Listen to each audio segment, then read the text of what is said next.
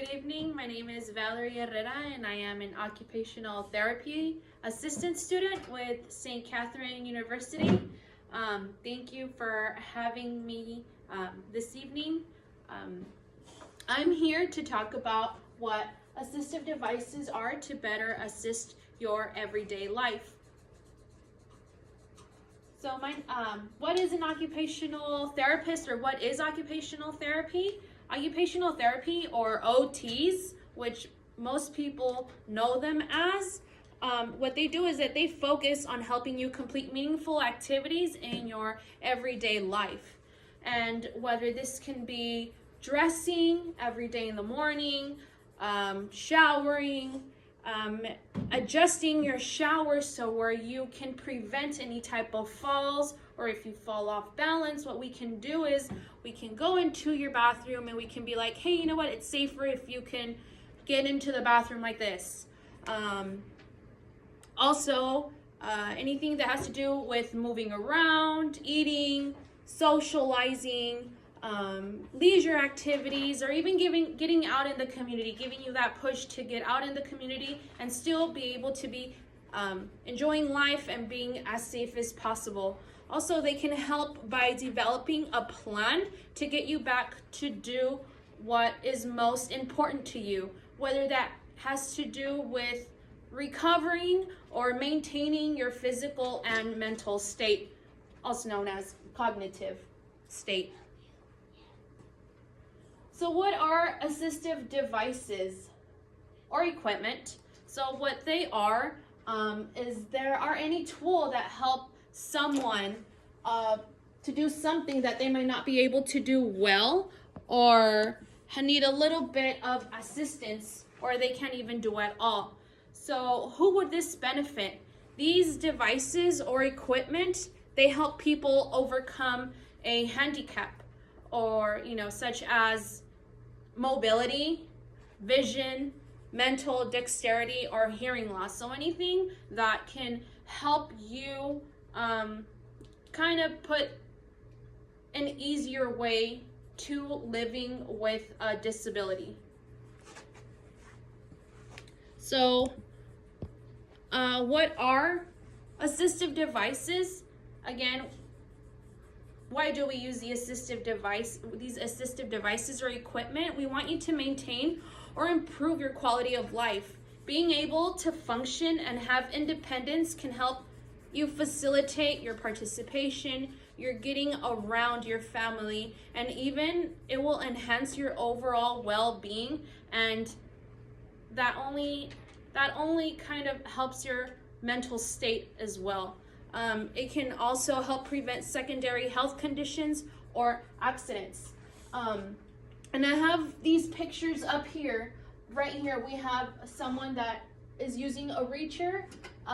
This picture up here is a little bit hard to see, but it is actually a handle that you adjust to your car. I'm gonna pretend that I'm trying to get, I'm driving, I'm trying to get out of the car. So when you open the car, we have this metal, and we need that extra push sometimes, or that assistance to be able to get up. So that handle actually would be assembled or put together right here, so you can kind of just push yourself up and still grab onto it and be able to get out of your car safely as possible. Also, we have assistive equipment like weighted utensils. Sometimes an illness can come and we can have either an illness that has us kind of shake a little bit.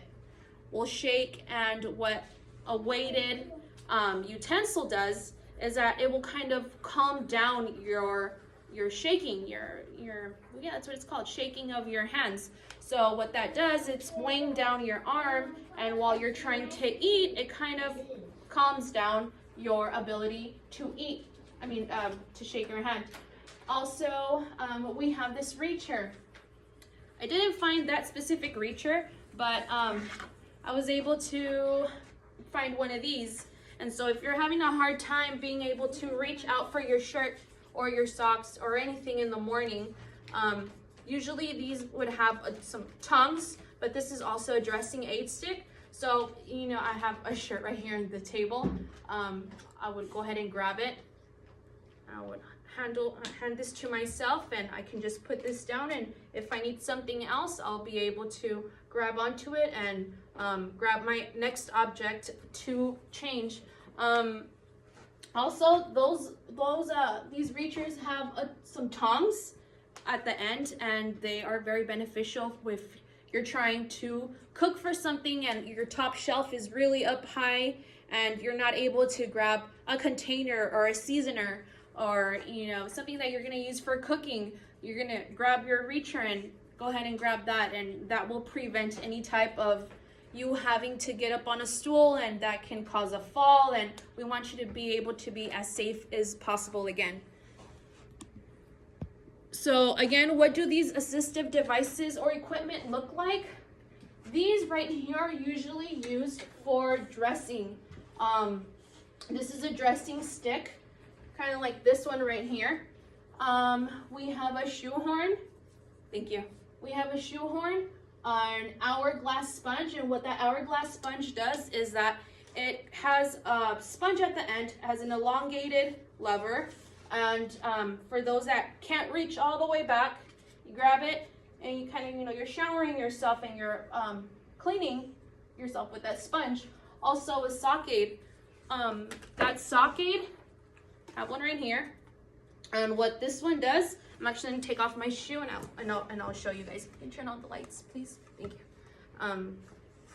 So this sock aid, I'm going to place it in between my legs to give it that firm grip. I'm going to grab my sock and I'm going to put it down this lever right here, and I'm going to throw it down.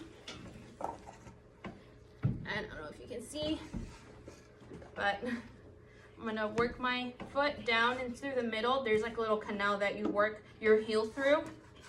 And you work your foot in, and then you can, with this string, you kind of pull yourself up, and it has this handle where you can work your sock into your ankle. And that kind of completes putting on your sock. And then, I know I'm not supposed to do this, but I'm going to show you guys also, might as well that we're here. This is also a shoehorn. So this shoehorn, you grab onto your shoe. Let me, you guys see? You see? I'm going to work my shoe. I'm going to use this lever, and I'm going to work it through the heel. And I slide my foot in without having to bend over and hurt my back or fall off balance. Again, we want to encourage you to continue to do your activities, but in the most safe way possible. We also have this little ramp where it is, where it is adjusted onto the little step that it has in the walk-in shower. That can be used also for a roll-in commode. Also, if your balance is off, you can walk in using that ramp, so you don't have to put your foot over and we want to prevent a fall. Also, there's this, I forgot what it's called, but it helps you, a button aid. So what it does is you put this lever, and it has a not a magnetic, but it has a metal thing in there, and you slide it through the loop for the loop of the opening of the opening of the button, and then work through it, and then you grab your other side and you connect it, and it will tie it for you. And then we also have one of the most important things that we encourage elderly patients or anybody that has an impairment that has to do with balance, is a transfer bench, shower bench. So what that does is you sit on one side, and without having to step over your big tub, you will use that instead, and it will slide you over to the other side so you can complete your showering. and it has the back, and as you can see, it has the elongated grab bars also inserted or assembled in the shower. So assistive device demonstration socket, I went ahead and I already demonstrated, kind of went ahead on the socket, but thank you. Assistive device demonstration of the socket. So this is what a socket is, and what we want to do is we want to be as accessible as possible. Also, safety is very important because we want to encourage you to be as independent as possible, but yet have practice your safety most of all and your integrity. We want to make sure that you're able to complete these activities as independent as possible, or even if it's not with independence, with assistive devices. So I was able to demonstrate the reacher, but I didn't demonstrate a way that I was taught if I have an impairment. Like say I had a hard time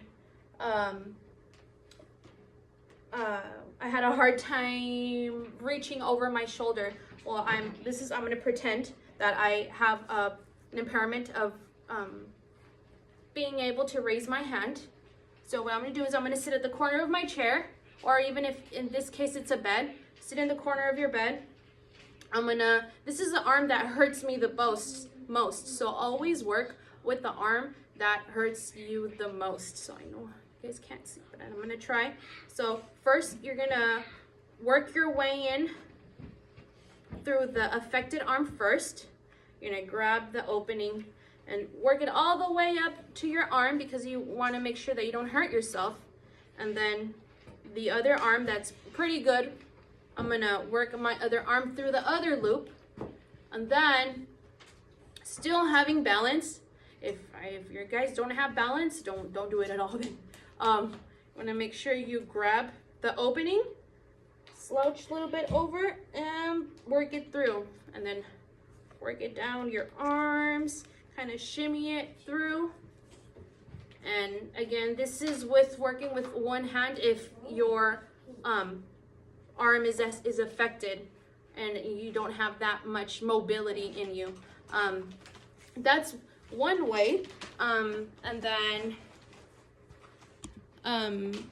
one of the most important questions are if they are covered by your insurance, because we want to make sure that you are not spending money, but again, we want to encourage your safety. So the first thing that we need to do is have medical referral. You want to go to your primary doctor or your physical therapist or your occupational therapist or your neurologist, because a lot of these illnesses do come from being able to go to the neurologist. Again, you have to go get a medical referral. A medical referral will kind of pretty much tell you like, hey, you know what, this patient is suffering from this, or I'm having trouble completing this. I'm falling in the shower, or I'm scared that I'm gonna trip, or I'm gonna lose my balance in the shower. So having a medical referral, it will help out kind of to make the insurance believe that you need this equipment as soon as possible, because or else, God forbid, something can happen to you and there's a secondary illness that comes out from it. Not an illness, but you can break a bone. And we want to encourage your safety. So again, a medical referral is needed. And Medicare does cover most of these assistive equipment. Not so much the small equipment, kind of like the grab bars, unfortunately, and it's the stuff that we need the most. Grab bars, the socket or the reachers, or stuff that is smaller, insurance won't cover it. But if it's like a durable, like if it's a shower bench, a wheelchair, a commode, those things insurance will cover it. And especially also if you have you're missing a limb, or you go through an illness and you lose an arm, Medicare will cover a prosthetic. So if you guys go to your medical, your primary physician, and they refer you to a specialist, and they see that you have lost a limb, they can fit you in for, or measure you, or whatever, we know what it's called, to get fitted in for a prosthetic. Also, orthotic devices, they will also be covered by insurance. And also there are private insurances like Blue Cross, Blue Anthem, Cigna, also that they will cover a portion, but then it will be your responsibility to cover the remaining of the cost. Also, they also have, you know, state insurances. Those are a little bit more harder to get equipment approved by them, but you know, it's also Molina, California Health and Wellness, and Medi-Cal. Also, I've came across state associations, like they have a warehouse or a loaner program where they sometimes loan these equipments or devices for free, or they will just give you a certain amount of time and be like, hey, you know, let us know if it's working out for you. We're going to lend this to you. And if it's not working out, just let us know. We'll come and pick it up because someone else might be in need of it. But during that time, most of the times they won't charge you. They're loaners. They have them in a warehouse. I know Alzheimer's has a warehouse, and they do give out a lot of equipment, whether that be for transfer benches and hospital beds. Sometimes they even have wheelchairs, transport wheelchairs. And there is one association that I am familiar with, and it's the ALS Association. And it's a neurological disease or foundation that based off of neurological illness, and they have a big warehouse, and they offer wheelchairs, bathroom chairs, commodes, ramps. Sometimes they'll even come and they'll put grab bars in your home. They'll come and they'll give you an inspection and be like, you know what, this is what I recommend, this is what I recommend, and this is what I recommend. And they say, you know, let me go back into my warehouse and let me see if we have that, and we will provide that to you. We will come, we will show you how it's used, or we can lend it to you, we'll ship it to you, and if you let us know if it works out for you or not. But it's actually a very good thing to look into.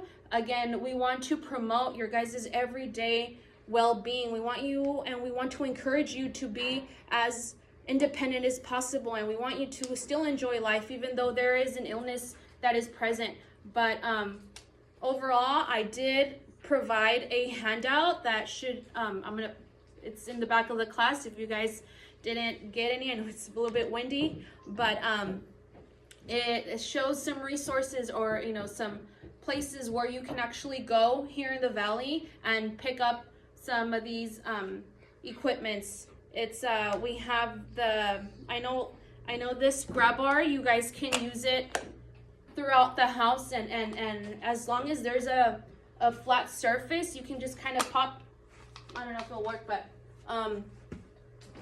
you're gonna pop it in here, and you're gonna put it on there, and it's a grab bar.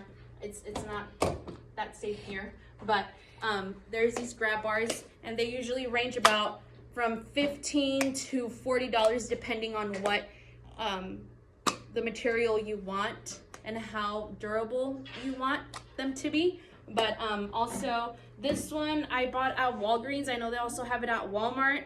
I bought this one for, I think, $12. This is roughly around $12. Again, this won't be covered by insurance.